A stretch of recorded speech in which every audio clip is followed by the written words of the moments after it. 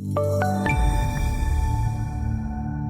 afternoon, this is Todd Colvin coming to you from the floor of the CME Group. We are looking at FX and the Japanese yen outperforming late this afternoon, although continues to hold that 110 to 112 range.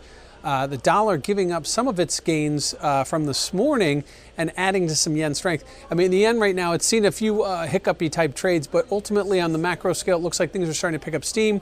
The yen gaining strength as the flight to quality bid sort of starts to regenerate itself. So right now we're still holding that August range. But as we traded very close to the lows on the yen, high in the dollar this morning, we reversed everything pretty strongly this afternoon. And from a technical basis, still holding that range. But again, it looks like the yen's starting to push through, maybe a little more bullish than has been over the last week or so. And if you look at what the BOJ is doing, the BOJ looking to tweak their asset purchasing policy.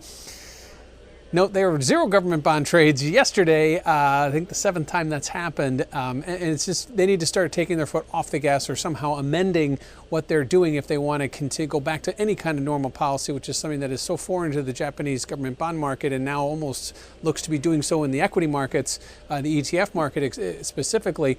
It's something that they are going to have to probably start over and rewrite this thing. Something that's probably been said and mentioned a lot more often than here. And I think that right now the BOJ looks to probably try and follow suit. We saw it in the U.S. with the Federal Reserve. We're seeing it in Europe with the ECB, and in England with the Bank of England, and the Japanese Bank of Japan really hasn't had a whole lot to do except to add to their purchasing program. They're looking to possibly tweak that. That could give the market a little bit of a hiccup.